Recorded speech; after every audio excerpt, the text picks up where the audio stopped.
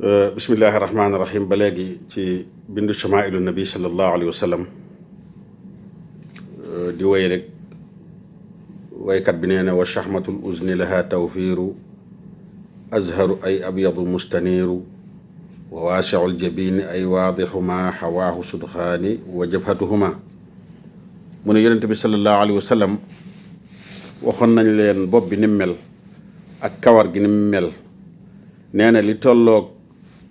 kii bi yax bi nekk ci yàpp wi nekk ci nopp bi boo ko xoolee nee na tawfiir mooy kawar gi xawoon na fee bari tuuti wa shahmatul uzni laha tawfiir kon kawar gi waxoon na la ni muy wàcce waaye boo xoolee day mel fi tolloog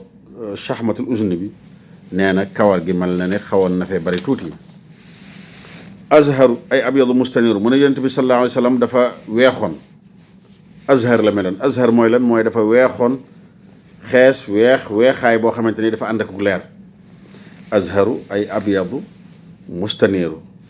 moo tax buñ demee ba ci kanam da ngeen dégg mu ne bayaaduhu bi xumratin qad ushriba mooy dafa weexoon tàll mal ne dañ ko rax ak lu xaw a xonq tuuti mooy daal dafa weexoon weexaay takk weexaay lool boo xamante ni dafa ànd ak leer bokk na ci melokaani yonent bi sallallahu alayhi wasallam ba tey nee na wa waasi'ul jabin yonent bi sallallahu alayhi wasallam mi ñu wax al jabinam dafa yaatu woon mooy lii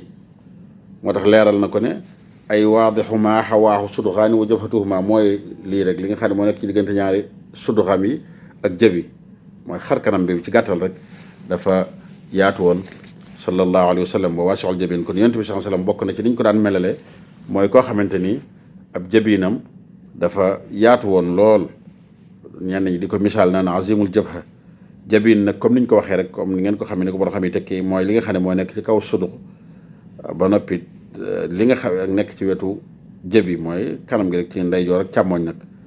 kon noonu la meloon noonu la ko ñu baree bari melale ku mel ne Seydina Ali ibn Abi Talib ak ñu baree bari ci saxaaba yi nga xamante ni melal nañ yonente bi sallallahu alayhi wa sallam